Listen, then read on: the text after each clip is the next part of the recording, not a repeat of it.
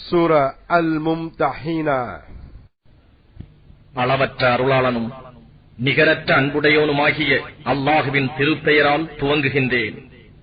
ஈமான் கொண்டவர்களே, எனக்கு விரோதியாகவும் உங்களுக்கு விரோதியாகவும் இருப்பவர்களை பிரியத்தின் காரணத்தால் இரகசிய செய்திகளை எடுத்துக்காட்டும் உற்ற நண்பர்களாக்கிக் கொள்ளாதீர்கள். ஏனெனில் உங்களிடம் வந்துள்ள சத்திய வேதத்தை அவர்கள் நிராகரிக்கிறார்கள். நீங்கள் உங்கள் இறைவனான அல்லாஹுவின் மீது ஈமான் கொண்டதற்காக இத்தூதரையும் உங்களையும் வெளியேற்றுகிறார்கள்.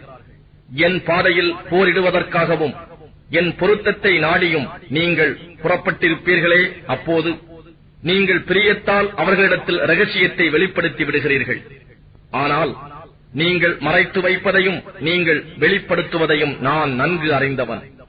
மேலும் உங்களில் இருந்தும் எவர் இதை செய்கிறாரோ அவர் நேர்வழியை திட்டமாக தவற விட்டுவிட்டார். அவர்களுக்கு உங்கள் மீது வாய்ப்பு கிடைத்தால் அவர்கள் உங்களுக்கு விரோதிகளாகி தம் கைகளையும் தம் நாவுகளையும் உங்களுக்கு தீங்கிழைப்பதற்காக உங்கள்வால் நீட்டுவார்கள். தவிர நீங்களும் காபிர்களாக வேண்டும் என்று பிரியப்படுவார்கள். உங்கள் உறவினரும் உங்கள் மக்களும் கியாம நாளில் உங்களுக்கு எப்பயனும் அளிக்க மாட்டார்கள்.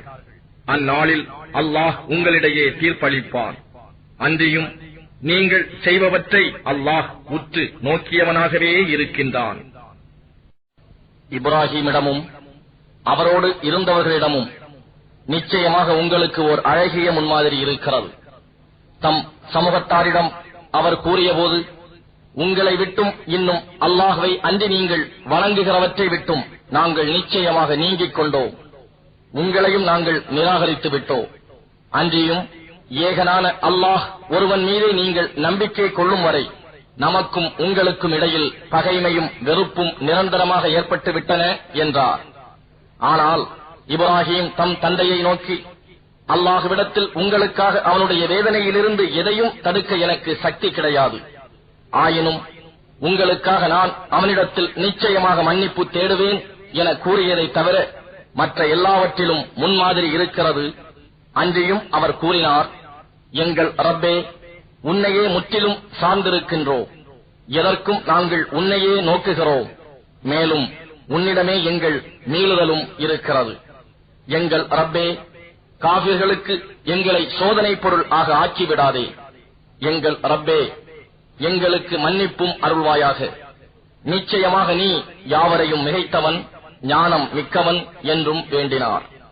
உங்களில் எவர் அல்லாஹ்வையும் இறுதி நாளையும் நம்புகிறார்களோ அவர்களுக்கு திடமாக இவர்களில் ஓர் அழகிய முன்மாதிரி இருக்கிறது. ஆனால் எவர் என் நம்பிக்கையிலிருந்து பின்வாங்குகிறாரோ அது அவருக்கே இழப்புத்தான். ஏனெனில் எவரிடம் இருந்தும் அல்லாஹ் எந்த தேவையும் இல்லாதவன், புகழ் மிக்கவன். உங்களுக்கும் அவர்களில் நின்று நீங்கள் விரோதித்திருக்கின்றீர்களே, அவர்களுக்கும் இடையே அல்லாஹ் பிரியத்தை உண்டாக்கிவிடக் கூடும். மேலும் அல்லாஹ் பேராற்றல் உடையவன், மிகவும் மன்னிப்பவன், மிக்க கிருபை உடையவன்.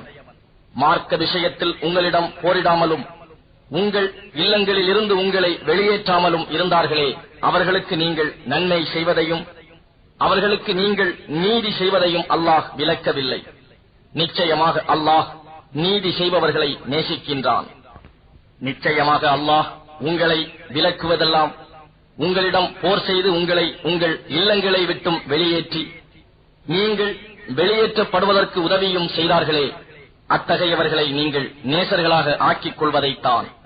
எனவே எவர்கள் அவர்களை நேசர்களாக்கிக் கொள்கிறார்களோ அவர்கள்தாம் அநியாயம் செய்பவர்கள். ஈமான் கொண்டவர்களே, மூமினாவான பெண்கள் ஹிஜ்ரத் செய்து நாடு துறந்தவர்களாக உங்களிடம் வந்தால் அவர்களை நீங்கள் பரிசோதித்துக் கொள்ளுங்கள். அல்லாஹ் அவர்கள் ஈமானை நன்கறிந்தவன். எனவே அவர்கள் மூமினாவான பெண்கள் என நீங்கள் அறிந்தால் காபிர்களிடம் அவர்களை திருப்பி அனுப்பிவிடாதீர்கள். ஏனெனில் ஈமான் கொண்டுள்ள இப்பெண்கள் அவர்களுக்கு மனைவியராக அனுமதிக்கப்பட்டவர்கள் அல்லர். அவர்கள் இவர்களுக்கு கணவர்களாக அனுமதிக்கப்பட்டவர்கள் அல்லர். ஆனால் இப்பெண்களுக்காக அவர்கள் செலவு செய்திருந்ததை அவர்களுக்கு கொடுத்து விடுங்கள். அன்றியும் நீங்கள் அப்பெண்களுக்குரிய மகரை கொடுத்து அவர்களை விவாகம் செய்து கொள்வது உங்கள் மீது குற்றமில்லை. மேலும் நிராகரித்துக் கொண்டிருக்கும் பெண்களின் விவாக பந்தத்தை நீங்கள் பற்றி பிடித்துக் கொள்ள வேண்டாம். அன்றியும் நீங்கள் செலவு செய்திருந்ததை அவர்கள் போய் சேருவோரிடம் கேளுங்கள். அவ்வாறே ஈமான் கொண்டு உங்களிடம் வந்துவிட்டோருக்காக தாங்கள் செலவு செய்ததை அவர்கள் உங்களிடம் கேட்கலாம். இதுவே அல்லாஹ்வுடைய கட்டளையாகும். உங்களிடையே அவன் இவ்வாறே தீர்ப்பு வழங்குகிறான். மேலும் அல்லாஹ் நன்கறிந்தவன், ஞானம் மிக்கவன். மேலும் உங்கள் மனைவியரிலிருந்து எவரேனும் உங்களை விட்டு தப்பி காபிர்களிடம் சென்ற பின்னர் நீங்கள் போர் பொருட்களை அடைந்தால், எவர்கள் மனைவியர் சென்று விட்டனரோ அவர்களுக்கு அவர்கள் செலவு செய்தது போன்றதை நீங்கள் கொடுங்கள். அன்றியும் நீங்கள் எவன் மீது நம்பிக்கை கொண்டு மூமின்களாக இருக்கிறீர்களோ அந்த அல்லாஹுவுக்கு அஞ்சி நடந்து கொள்ளுங்கள். நபியே, மூமினாவான பெண்கள் உங்களிடம் வந்து அல்லாஹுவுக்கு எப்பொருளையும் இணை வைப்பதில்லை என்றும், திருடுவதில்லை என்றும், விபச்சாரம் செய்வதில்லை என்றும், தங்கள் பிள்ளைகளை கொல்வதில்லை என்றும், தங்கள் கைகளுக்கும் தங்கள் கால்களுக்கும் இடையில் எதனை அவர்கள் கற்பனை செய்கிறார்களோ அத்தகைய அவதூறை இட்டுக்கட்டிக் கொண்டு வருவதில்லை என்றும், மேலும் நன்மையான காரியத்தில் உமக்கு மாறு செய்வதில்லை என்றும் அவர்கள் உம்மிடம் வாக்குறுதி செய்தால் அவர்களுடைய வாக்குறுதியை ஏற்றுக்கொள்வீராக. மேலும் அவர்களுக்காக அல்லாஹ்விடம் மன்னிப்பு தேடுவீராக. நிச்சயமாக அல்லாஹ் மிகவும் மன்னிப்பவன், மிக்க கிருபை உடையவன். ஈமான் கொண்டவர்களே, அல்லாஹ் எவர்கள் மீது கோபம் கொண்டிருக்கிறானோ அந்த சமூகத்தாருடன் நேசம் கொள்ளாதீர்கள். ஏனெனில் புதை குழிகளில் இருப்பவர்களை பற்றி நிராகரிப்பவர்கள் நம்பிக்கை இழந்தது போல் மறுமையை பற்றி நிச்சயமாக இவர்களும் நம்பிக்கை இழந்துவிட்டனர்.